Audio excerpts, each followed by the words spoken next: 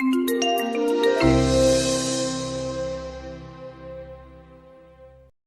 guys. Thank you so much for having me at Google. I'm really honored that y'all showed up during your lunch break. Very cool. And for those in the audience who haven't read the book, can you summarize what it's about? Sure. So the book, Breaking Cover, is a memoir, and it's about, it answers all the key questions, like how in the world did you get into the CIA? It talks about my career at the CIA, which was being an undercover counterterrorism officer along with my husband. We served together for 10 years, primarily in the Middle East. And then it also follows us after we leave the agency and what we did afterwards. So it's a memoir. And the whole point of the book is to use my story to inspire others. Because I'm from a small town in Florida, and I come from a very rural area, and I never imagined myself doing anything remotely like the CIA. And I eventually found out that ordinary people can do really extraordinary things when you don't let your fear get in the way. And that's the point of the book. How did you go from being someone who wanted to become a ballerina to actually becoming an expert with counterterrorism and at CIA? Yeah, so people say, they just assume, like, you must have grown up wanting to be a spy. I'm like, really? No. I wanted to be a rockette or a ballerina. And, but instead, I actually found myself being very fascinated by foreign affairs because of National Geographic magazine. I love National Geographic, and so as a kid, it introduced me to a world completely outside of anything I knew from Central Florida. And I eventually followed that passion to the Middle East for study abroad programs in college, and then I went to Georgetown for my master's in Arab Studies and got recruited out of Georgetown into the CIA. In the book, you talk about your mentor who wouldn't even make eye contact with you because of your gender and would only address your male colleague in the room. How did you deal with that? Okay, so here you are. You're from a small town. You've been offered a job in the CIA, but now you've got to go through a year's worth of training, which is kind of like boot camp for intelligence officers. And so I totally had imposter syndrome. How in the world did I get hired into the CIA? What am I doing here? Am I capable of this job? And so during that year of training, because you're learning tradecraft, it's very intense. And so you get placed with a mentor. So there's one mentor and two students. And so it was a male student and myself. And this guy was a legend at the CIA.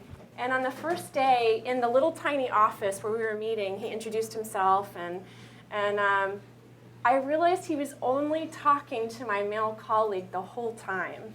He couldn't even look at me. And I was like, that's really weird. And after we were done with that hour-long session, my male colleague said, well, that was strange. And I said, did you notice that? He goes, yeah, he didn't look at you once. And eventually it came out that this gentleman who had already been retired for about 20 years had only worked with women in the context of being secretaries in the agency. And he could not conceive of the idea of a female being an intelligence officer. And he just couldn't wrap his brain around that. And so I realized in that moment, that, okay, so I guess I'm going to have to deal with being a little bit invisible. But you got to do what you got to do. How do you transition something that can be a perceived weakness into an advantage? So I decided in that moment, I can't help what this guy thinks about me. He has his own preconceived ideas of what women may or may not be capable of. And he kept saying things to me like, are you sure you want to work in the Middle East? And I kept saying, yeah, I've actually spent a lot of time already in the Middle East, and I'm fascinated by this culture. And he said, but it's dangerous. And I said, I get that. And he admitted to me one day that he could not envision me carrying out clandestine operations on behalf of the CIA as a woman. But I just decided, okay, there's nothing I can do about that. So I'm just going to learn everything I can from him and just push past it. So like there are places like, I'm sure a company like Google, if you perceive a systematic issue or a problem, you can address that officially, but the agency is not one of those places. So I just had to like put up with it. I'll show him eventually. And it's interesting because I remember there's a part in the book where you talk about it's the HR department that decides to place people, especially women, at desk jobs, and it's intentional. Yeah, it's an intentional decision at the agency. Certain positions they would like women to be in primarily. When you're talking about field positions being deployed overseas in the clandestine service, there's a case officer role, and they tend to like having men in that role, particularly in the Middle East region. And then there's one that's more behind the desk that's managing the flow of intelligence. And so they put me in that position, and they said, your husband, who's a native speaker of Arabic, he can do this field role much better than you as a female. and I was like, okay, well, they're the CIA, they must know. Because they kept saying, these guys are not going to respect you. The kind of sources that we're dealing with are very hardened terrorists and insurgents, and you're just never going to be able to do this job. And so I thought, well, the CIA must know. And when I got to Baghdad in my third deployment, I'm in the field, and I'm seeing that my male colleagues, other than my husband and a couple others, had never been to the Middle East. And it suddenly dawned on me, wait a minute, how can these people do a better job than I can when I've been busting my butt to study the Middle East, and I know this culture really, really well. And I finally realized in Baghdad, when I finally got into the debriefing room, that the CIA was wrong. But it took me a really long time to figure it out. And unfortunately, this is not just at CIA, as you know. We all deal with it in various forms. A lot of my friends, not just in the tech field, but even outside, they get sick and tired of the biases, and they decide to leave the workforce. Have you ever felt like doing that? And if so, what made you, what kept you going? So I would be lying if I said that I didn't consider leaving the CIA about 1,000 times. It was a really hard career, and but I'm also a very stubborn person. So if somebody tells me I can't do something, or I'm told I'm not good enough, or I'm pushed aside, there's something like deep inside me that just wants to prove everybody wrong. And so I think that determination to win is just what kept me in there, kept me in the role. Based on your experience, what advice would you give to women who feel somewhat marginalized in their role? So it's really tough to be completely underestimated all the time, but at the same time, it can be useful, especially in the agency when you're dealing with like counterterrorism issues. There were a lot of experiences in which it was good to be underestimated. So meeting with special cases where they thought we could be dealing with a double agent.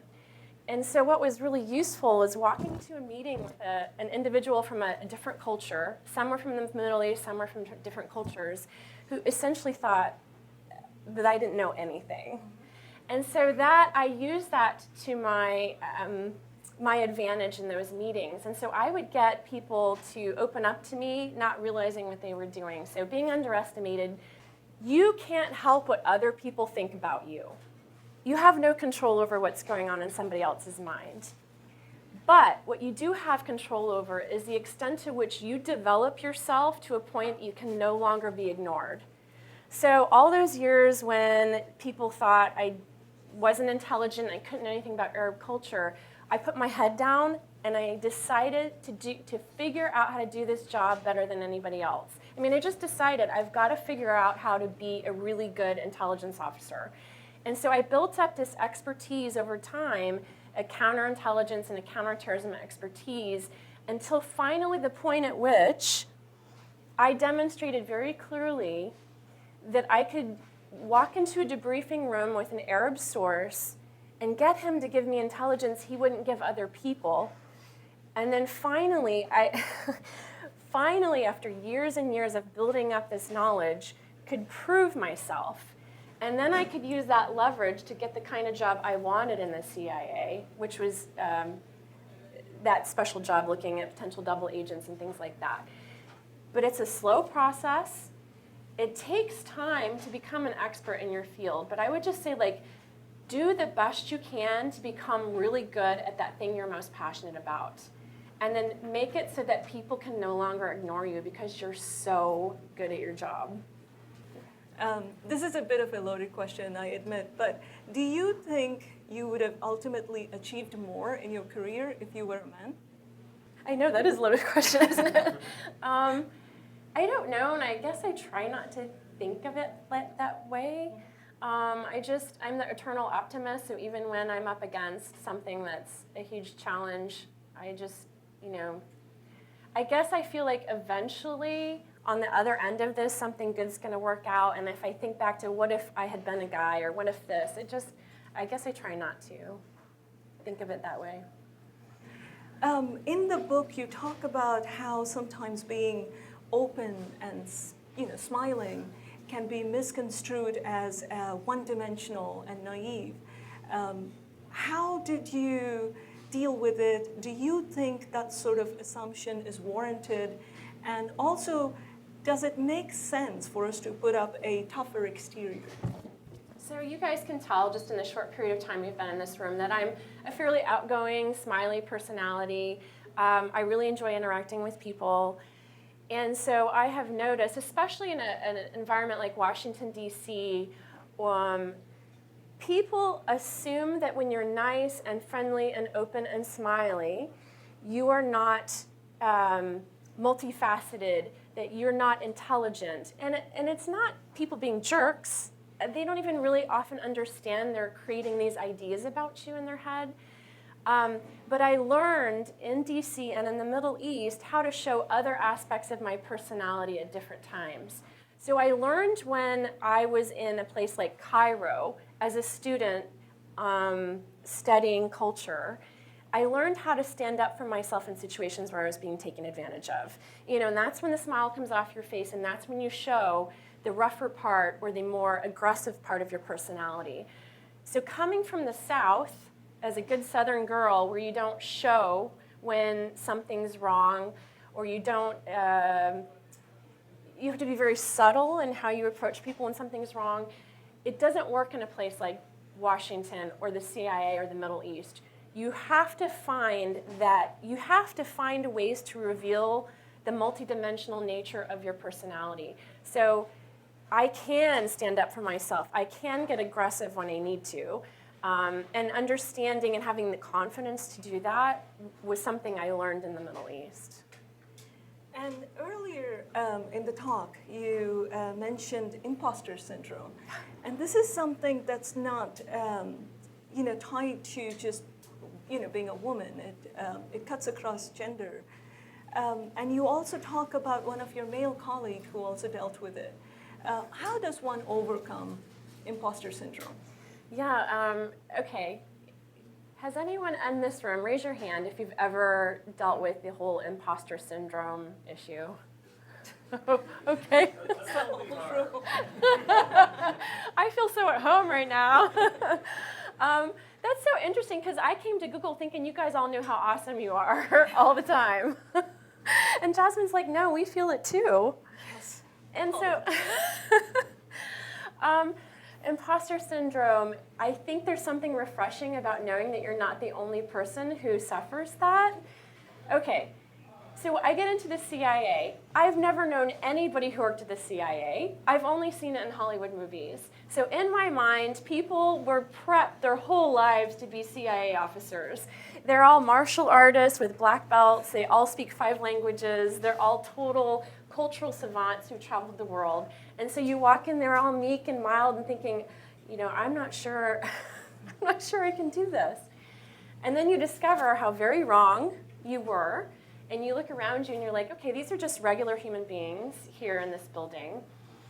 The way that I dealt with imposter syndrome is simply by not quitting And much of the time it was just because I was too embarrassed to quit.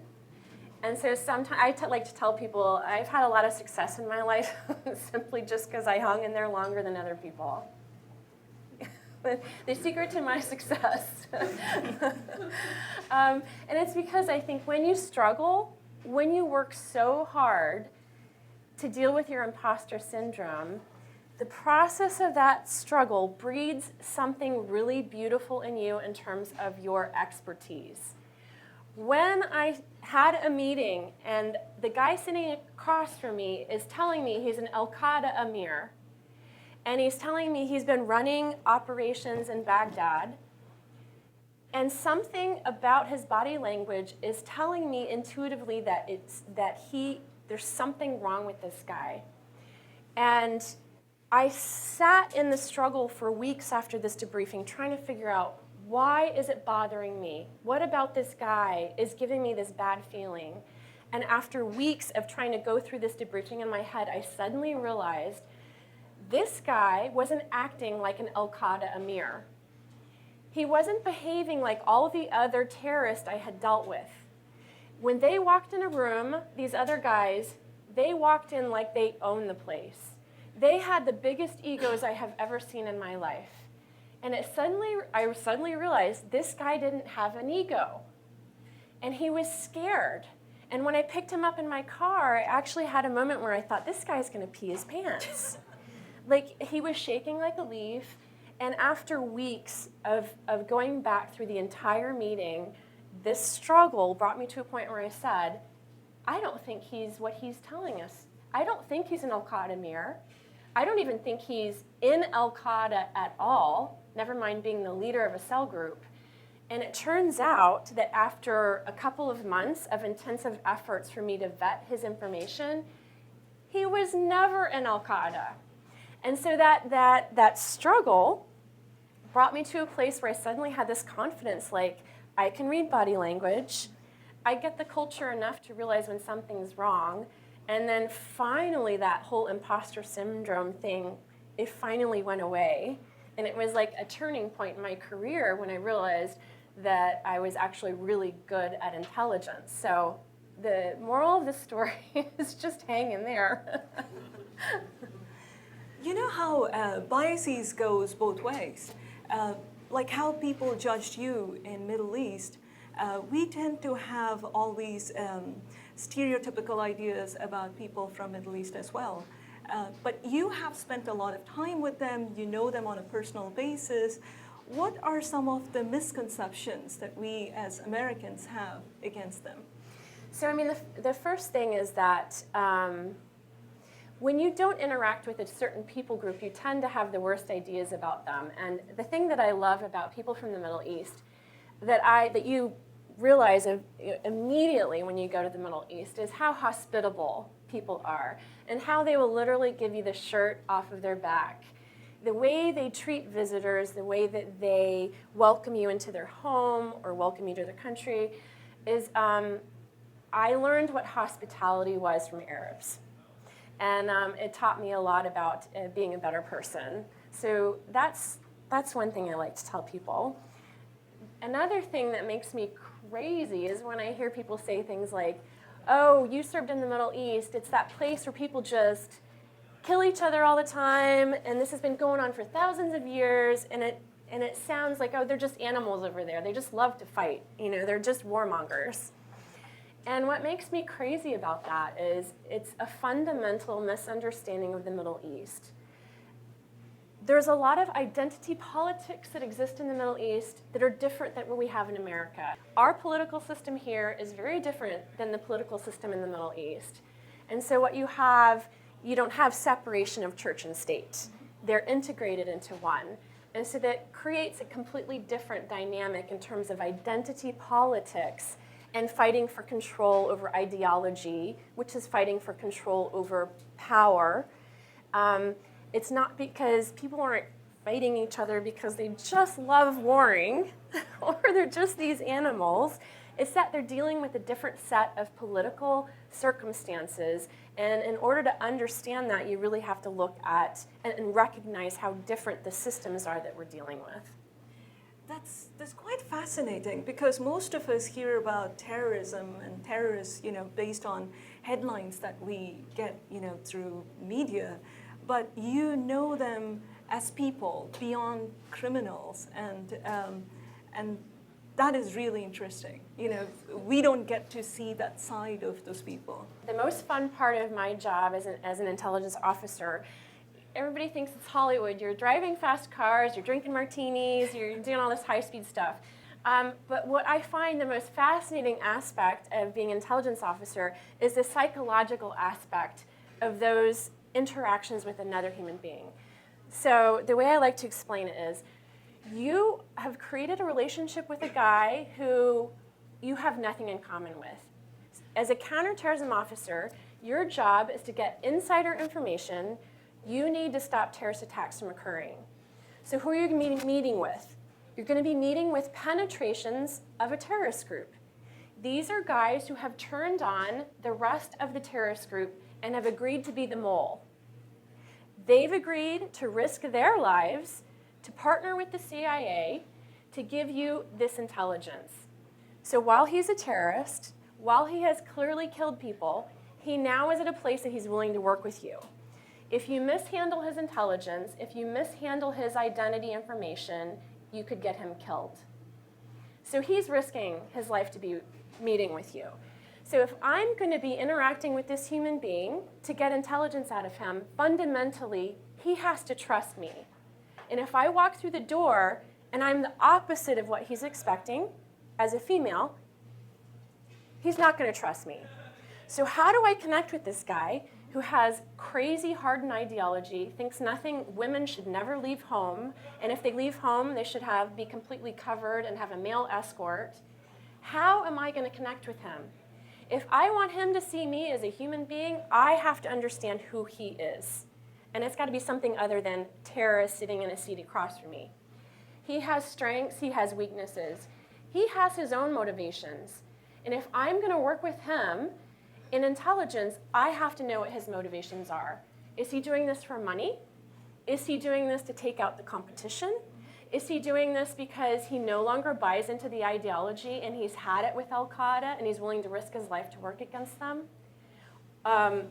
So fundamentally, I can't do my job unless I can see that person and interact with them as a human being. You say every agent who interacts with them, they have 3 big challenges. And in your case, you have the 4th one. Do you want to elaborate what those challenges are? Yeah, so your challenge is as you're trying to then make this connection with this person you have hardly anything in common with is, first of all, you're an American, so you're the enemy from the get-go. And we're talking about not all Middle Easterners, we're talking about these terrorist sources we're meeting with. Then secondly, you work for the CIA, so you're double enemy.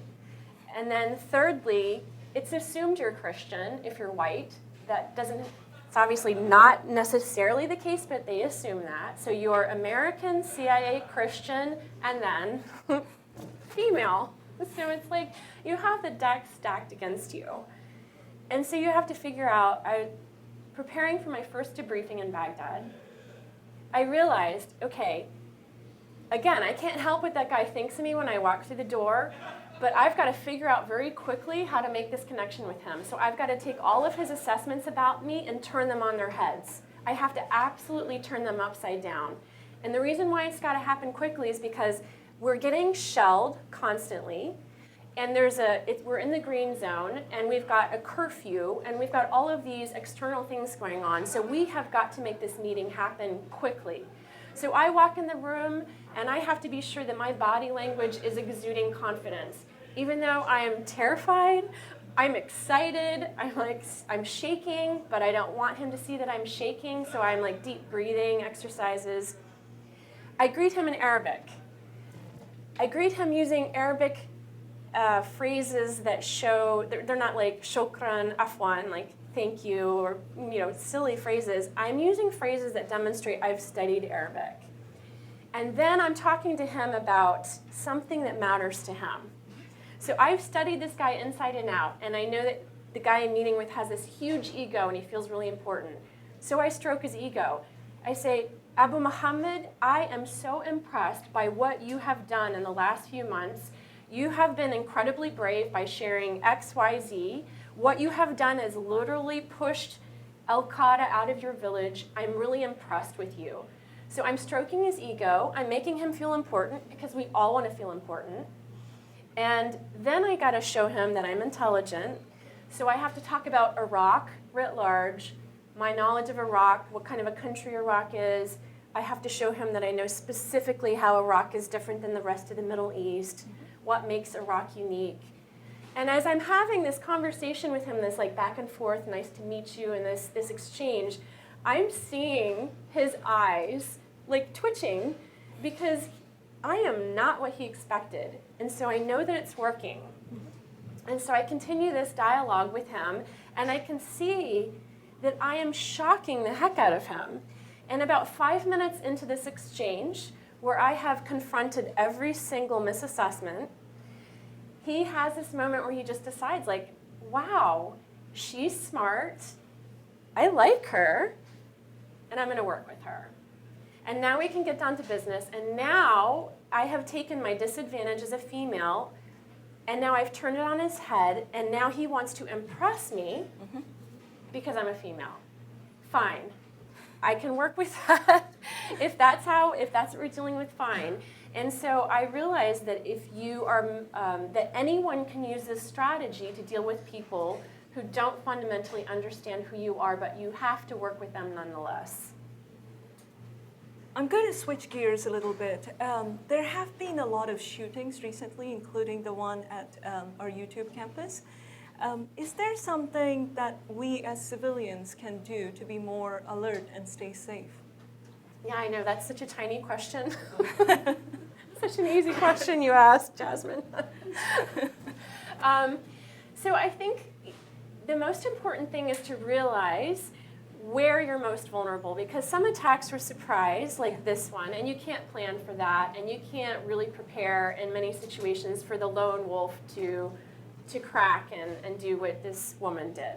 However, I do like to tell people it's really important to know when you're most vulnerable, or to know when you're in situations where if something's happened, this might be a place where it will happen.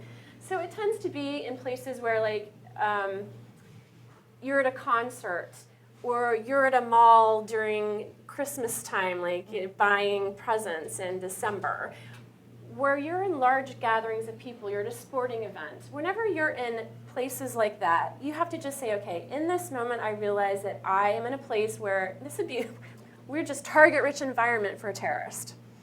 But here's the other thing. It's telling yourself ahead of time that you're gonna have the right response, God forbid something happens.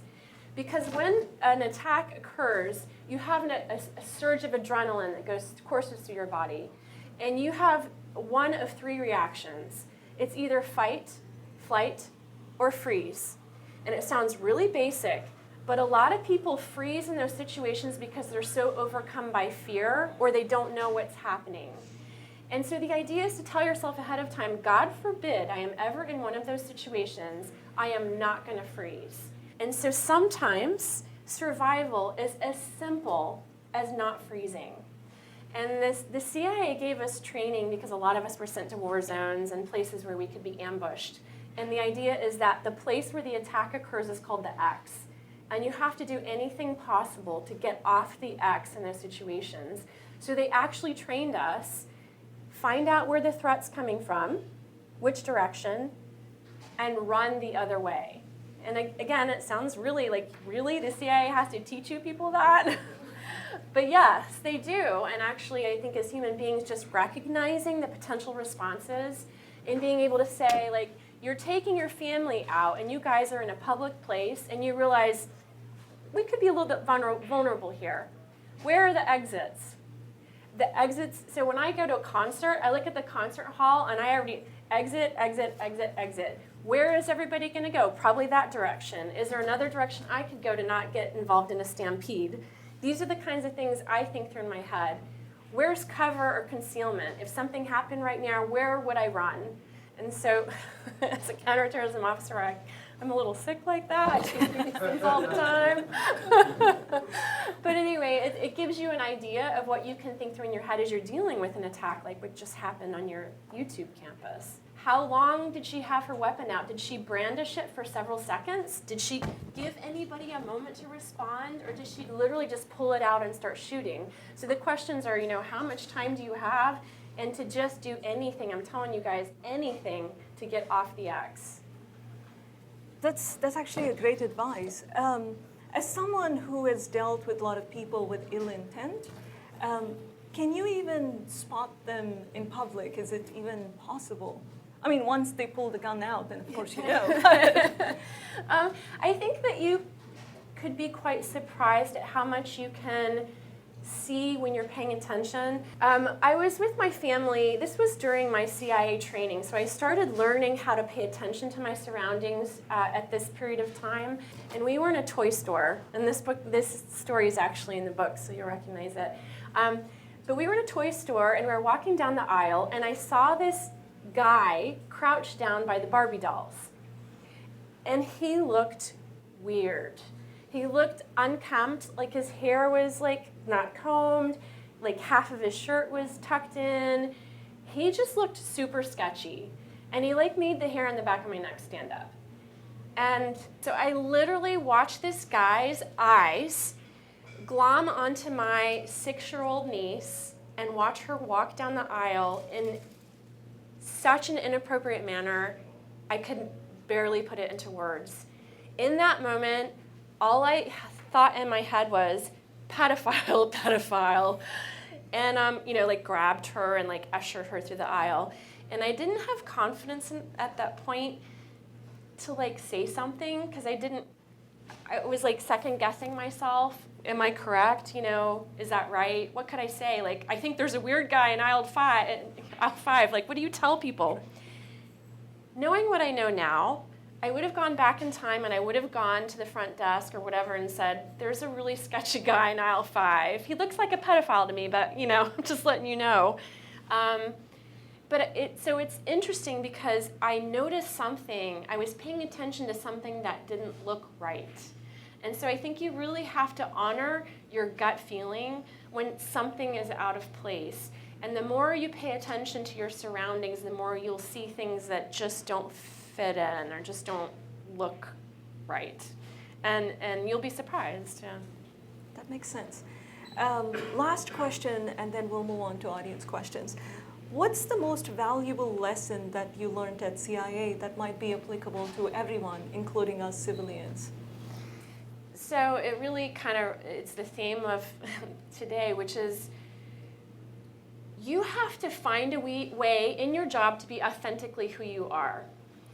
It takes a long period of time to build up the confidence to say, how can I, with my unique perspective, bring who I am to this job or this role, and to have the confidence to say, I see things a little bit differently. Can we potentially do this or that? And what's nice is Google, you work for a company that really honors innovation. And you work in a place that kind of upholds that, which is fabulous. Like, I'm jealous. But the idea is to feel free to disrupt because of who you are. Use your personality to disrupt the status quo, to innovate, to change how things are done. Your power comes in your authenticity. When I tried to run an operation like my male colleagues, I wasn't doing a very good job. But when I decided in that moment, I'm going to be Michele, my smiley Michele face, whatever, that seemed so foreign to the CIA, but when I brought that into my job and brought it into the way that I planned and executed operations, I stood out in the best possible way. And what made me feel initially like an oddball in the CIA is what enabled me to shine eventually. And again, it took me like 5 years to figure that out, and hopefully it won't take you as long. But it is to encourage you to be as authentic in what you do every day, because I think that's where your success lies. Yeah, So the question is, what do I think about what's going on in terms of terrorism in the Middle East, and is it getting better or worse? So We've done a pretty good job of disrupting ISIS from its stronghold in Syria and northern Iraq, as you all know. There's no longer a caliphate, although there are pockets of ISIS in northern Iraq and obviously still in Syria. Now, what the press is not telling you very much, I think there's just been little glimpses of it, but this is the big insight right here. A lot of the leadership that hasn't been killed in counterterrorism operations is in Libya. I think Libya is going to be the next Afghanistan in terms of a base of operations. And so I think because Libya is essentially a hardly functioning country, Libya, as you can tell, is a mess. There is a government, but the government has very little control over what happens all over Libya. And so things are going haywire in the country, which is why you have people smugglers and crime syndicates sending migrants across the Mediterranean into Europe. And now I think that the more that terrorism leadership sets up base in Libya, the more you're going to see a marriage of terrorism and the human smuggling trade, which is very lucrative in terms of lining their pockets and helping them kind of recalibrate, reconstitute themselves. And so I'd say heads up on Libya. You mentioned earlier getting the motivation behind why these individuals are doing what they're doing, and one of them that struck me was to eliminate the competition. Yes. What kind of terrorist competition is there? Yeah, this is interesting actually. So it took me a long while to figure this out, but there were a lot of sources who pretended like they were all like, oh yeah, CIA, we're friends, we're good, we're gonna work together.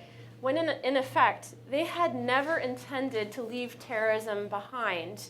They just wanted to take out the other guy in the block so they could be in charge. So it's like a double agent, but not in order to work against CIA necessarily, but a double agent to establish their power on the street. So they'd be like, hey, that guy over there, he's a really bad terrorist. His name is so-and-so, this is his phone number, this is his make and model of his car, and this is the location of his safe house.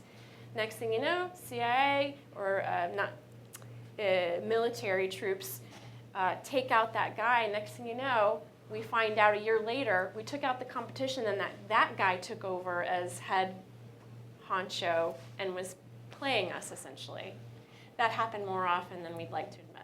I'm curious about recruitment. So I can imagine that there are many sources who are kind of coming to you, but in the case that you're reaching out, like how do you find the people that are the best sources, and how do you kind of turn them into sources of needs? It's tricky because so much of that I'm not allowed to talk about. I can say, because this was cleared from my book, people think it's so hard to recruit sources. And there's certain things in intelligence, like it's hard to recruit a North Korean because it's hard to find them. It's hard to recruit Putin's inner circle for obvious reasons. It's not hard to recruit in the Middle East, especially for counterterrorism operations. It's not hard to collect information. What is really hard is collecting good information. Most of what we get is fabrications or lies. And so the better we are at vetting the information and finding the golden nuggets, the better, that's the hard part of the job. And recruiting people who are being truly recruited versus using you to take out the competition, that's also the hard part. It's like a half answer. How do you like that one? You were talking a little bit about developing those instincts for spotting things that you feel are off. We have programs running here around becoming more aware of your unconscious biases and how those can be really damaging. The assumptions that you make about other people can potentially be really damaging if they're not based, if they're based in unconscious bias rather than in some kind of fact. So I'm curious, as you were developing those instincts, how did you differentiate between what might be bias on the basis of how we're socialized, in society broadly, and where you found that your instincts were really right, and how you sort of made those determinations? Gosh, that's a good question. I mean, Was it in terms of understanding my own biases or understanding theirs? Understanding yours. My own, okay. Yeah, because we all bring biases to the job, absolutely, all of us. And I think it's impossible to completely, like, we're human beings, we're flawed. But I think the extent to which you can call it out, and I think there's some level of emotional intelligence involved in that, you know, and being aware of yourself. Some people just aren't aware, and that's where dialogue and debate with others can be helpful to you, you know, healthy dialogue to help us each understand our own things. So, I mean, I had to be, if I'm going to deal with this guy, you know, my natural, actually this is funny, this is not, I would say my natural inclination was to not trust, but that's actually a good thing in intelligence. So in that case, it worked, but in real life outside of intelligence, not trusting anyone is a hard way to live your life. But I don't know if that answers your question. You're going to make me think about that for a while. So, like, so a lot of things you're talking about, like being undeniably skilled or being tenacious, you know, and sticking around, and that's where you got a lot of opportunities. It seems like both of those strategies are kind of internally focused, like being really good at what are you doing, Yeah. versus, you know, gutting it out. Like, are there any ways, or do you have any thoughts about ways to kind of more directly address some of the obstacles that you faced in your career? That's a great question. One of the things that I did, because I had to find ways to show that expertise, so you're like, yeah, okay, become really good at what you do, and then what? And so, for a long period of time in the CIA, I was really jealous of a lot of my classmates that kept getting sent to really nice places. I admit it now. Like, I can't tell you where, but they were eating great food. They were classical architecture, and nobody's shooting at them. And my husband and I felt like we kept getting the shaft. Because, okay, 1 war zone, okay, 2 war zones, but really 10 years of that. And we kept doing the jobs no one else wanted to do. And part of that was, okay, we were Erebus. Okay, there's a reason why you keep getting sent to these places, because that's where a lot of the conflict is going on in this moment of time. It took me looking back at my CIA career to realize by taking the jobs no one else wanted to do, we had developed this level of terrorism expertise that I would sit with my classmates back at CIA headquarters when I was on TDY, and they would listen to my stories of my meetings with terrorists and be like, I have nothing to relate to that. I've never done anything like that. I realized that by getting shafted over and over again was actually a career builder. And so I also realized that by taking a couple of the projects that no one else wanted to do, Jasmine and I talked about this last night a little bit. She did something similar. And sometimes you don't know. Somebody's given you like the project no one else wants. There were a couple of occasions when I did that, and I said, like, I gotta show my skills, and so I found some ways to like do these projects to be unique and creative and different. And when I actually handed it back to the manager, they're like, what is that? You actually did do the project. I'm like, well, yeah, you gave it to me, I did it. So there's something about doing the things others don't want and knocking the ball out of the park. I don't know, there's something to be said in that strategy. I know that's not the only strategy, but it worked. That's one strategy that worked for me. So in your talk, you mentioned that as a female and constantly smile, and then people might thinking that you're being naive and one-dimensional, especially in Washington, D.C., there's lots of these people there. And sometimes you only interact with people briefly. So what's your strategy to reverse this kind of impression? I think it's really impossible to do if you have a really short interaction with someone. They're probably going to still walk away from you after a 5-minute meeting or a 2-minute meeting or an introduction thinking what they walked in. So I think in order to change people's minds, you have to have some time. You have to have some history with them. I figured out how to make it work in those debriefings because it had to happen really, really quickly. But that was a very artificial, compressed period of time. Like, we just had to get in that room and get down to business. But that was unusual. I think that often, I'm not a person that feels comfortable being like, yeah, I'm smart. I'm not one of those people that feels comfortable like trying to self-promote. I don't like self-promotion, but I think in some cases you have to find some subtle way to do that might be against your nature in order to, survive. I'm just curious, is the CIA today, is it different than when you joined, or how much has it changed since you've been there? I don't know for sure because when you leave the CIA, you can only stay in touch with people who reach out to you because you don't want to blow their cover. And so it's very tricky about who you talk to, and so it's not like I'm still in touch with everyone. So I am surmising that probably nothing has changed just because I've talked is that diplomatic enough? Just because I talk to women and men who served like in the 1980s, and I hear the same stories. And so nothing's changed since 1982. It probably hasn't changed in the 6 years since I left the agency. In 2003, the war was sold to allies in the American public in part on the basis of information developed by the CIA that proved to be false. Yes. To what extent did you feel pressure to develop information that supported a particular point of view? And to what extent did you counter that? Yes. So we were there when that all was happening because we were just baby intelligence officers. And so there was efforts to try to find this elusive information that just didn't exist. There was a situation when my husband's boss changed a report to reflect something that didn't actually happen in the meeting. And he stood up and said, that's not what happened in the meeting. And that information was of such a consequential nature, it was going to end up in front of the president in the White House.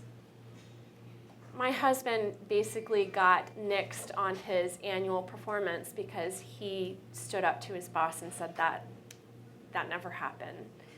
So when I say the CIA is a hostile work environment, that's the kind of thing I'm talking about. So you have a decision like, are you going to do the right thing if it means that you're set back in your career? Or are you just going to toe the line? I wouldn't, but just to be fair, that guy was very unusual. I hope to never work with someone like that again. I didn't see that in other places. I just saw that with that particular individual, a lot of fabrication going on. But it's a very, I wish that on no one, because that's such a hard place to, such a awful place to be, really. Does that answer your question? Yeah. I've got another question. You keep it your husband is obviously in the CIA or was with you. We see movies all the time, and I'm sure, movies like we watch hacking and movies just like on bypassing the mainframe. No, that's cool. Eyes roll back, yeah. How often, how true is it in your life where you weren't allowed to tell your extended family what you actually did or where you were or what, did you have a cover story for back home? So it was really interesting. So as we're going through that CIA recruitment process, the recruiter said, be careful who you tell about the process you're going through right now, because you can't tell your 50 friends that you're applying to the CIA and you're going through this process and then suddenly, no, I'm just kidding. Then they also, once we got into the CIA and we got hired, you are allowed to tell your immediate family, but only if you think they can handle it. And so there are some people, like I had a colleague in Baghdad whose family thought she was working on her PhD in the United States. They had no idea she worked for CIA, government. I'm like, how do you keep that cover story running? We're like 8-9 hour time difference. How do you do that? I don't think she hardly ever talked to her family. There were people who was like, yeah, if I tell my mom, she's going to shout it from the rooftops. She's like, my daughter's so awesome. She works for the CIA. Or there's somebody who's like, my dad's going to be watching the evening news every night thinking he's going to see my face on there, and he can't handle it. So you have to make this, because they now have to protect your cover story when you tell them. And they have to do it convincingly for you. And if you pick up the phone and you call home and they say, how are things at the CIA? They've blown your cover. So you have to be absolutely certain that the few people that you do tell understand that your life is on the line and they've got to protect you. My husband's family, because he's originally from Egypt, were not American citizens, and so we never told them because we didn't want to put them in danger. I think towards the end of our career, before they passed away, I think they suspected that something else was going on, and I think they were proud of my husband, which makes him feel good now, but he was never actually able to tell them. I think at one point he said to his dad, like a month before he passed away, you know, Dad, I've been doing counterterrorism work. And he goes, I know. Just shook his head like that. So I think he figured it out, but yeah. I have an interesting question. What do terrorists want? Like, what do they really want? If they had like a magic wand and could make anything happen, what would it? To create this caliphate, which they thought they were creating in Syria, where they could control this whole new ummah, the body of believers, this political, religious state firmly grounded on their interpretation of Sharia law.